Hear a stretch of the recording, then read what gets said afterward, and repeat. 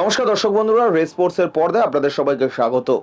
এই মুহূর্তে কিন্তু আমি দাঁড়িয়ে আছি যুব ভারতী ক্রীড়াঙ্গনে প্র্যাকটিস গ্রাউন্ডের সামনে এবং ইস্টবেঙ্গল কিন্তু প্র্যাকটিস শেষ করলো কিছুক্ষণ আগেই।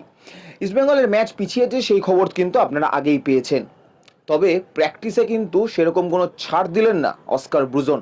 আজকেও কিন্তু বেশ অনেকক্ষণ সময় ধরে প্র্যাকটিস করালেন অস্কার ব্রুজন।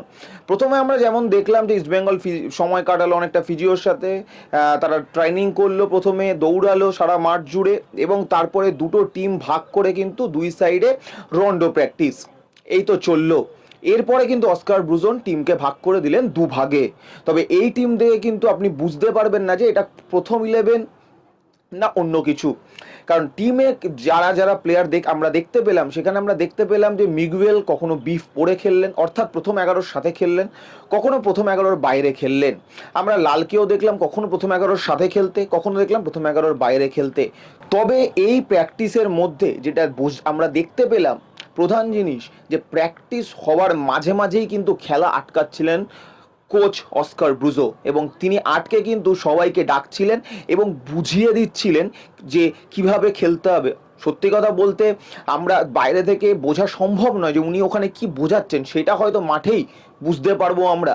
কিন্তু আমরা দেখলাম যে আজকে বেশ খেলার মাঝখানে পজ নিলেন অস্কার ব্রুজন এবং ডেকে নিয়ে তিনি বুঝিয়ে দিচ্ছিলেন প্লেয়ারদেরকে, খেলা সম্বন্ধে কিছু টিপস দিচ্ছিলেন হয়তো।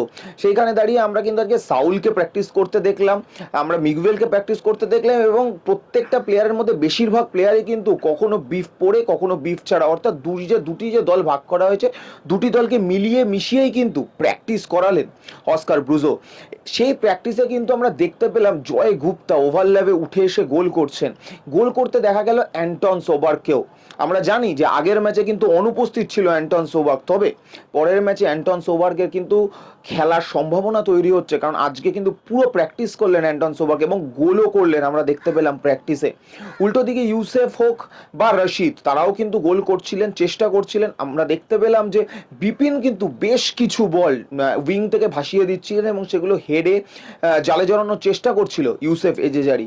সব মিলিয়ে এইভাবেই প্র্যাকটিস আজকে এগুলো কিন্তু ইস্টবেঙ্গলের, এবং ইস্টবেঙ্গল প্র্যাকটিসে কিন্তু আজকে আমরা দেখতে পেলাম যে কেভিন সিবিলে, অস্কার আগেই জানিয়েছেন যে ফিফা উইন্ডোর পরেই হয়তো কেভিন মাঠে নামবেন, এবং সেখানে আজকেও আমরা দেখতে পেলাম যে কেভিনকে কিন্তু মাঠের বাইরে তিনি ফিজিওর সাথে রিহ্যাব করছিলেন বেশ কিছুক্ষণ, এবং তারপরে শেষের দিকে তিনি সাইকেল চালাচ্ছিলেন।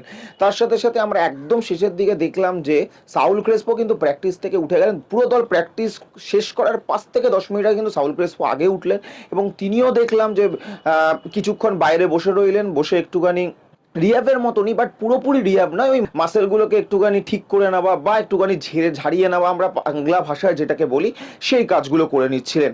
অর্থাৎ সাউল ক্রেসপো যে আগের দিন পুরো ম্যাচ খেলেনি, সেইটা কিন্তু তার কারণ যেটা চোট ছিল সেইটার জন্য কিন্তু সাউল ক্রেসপো এখন অল্প হলেও নিজে কনসাস হয়ে রয়েছেন, সেটা বোঝা গেল। কেভিনের মাঠে ফেরা যে ফিফা উইন্ডোর পরেই হবে সেটা কিন্তু একদমই বোঝা যাচ্ছে। তবে বাকি টিম কিন্তু বেশ চনমনে। ম্যাচের মধ্যে আজকে রামসাঙ্গা একটা চোট পায় এবং পরে আমরা তাকে দেখলাম যে দুজনের কাঁধে ভর দিয়ে উঠে যেতে। তবে সেইটা নিয়ে কিন্তু এর পরের কোনো আপডেট এলেই আমরা জানাতে পারবো। বাকি টিম সুস্থ এবং প্র্যাকটিস করছে, বেশ কঠোর প্র্যাকটিস করছে পরের মোহামেডান ম্যাচে ঘুরে দাঁড়ানোর জন্য। ক্যামেরা শুভম মণ্ডলের সাথে অর্পণ দেবনাথ, রেস স্পোর্টস।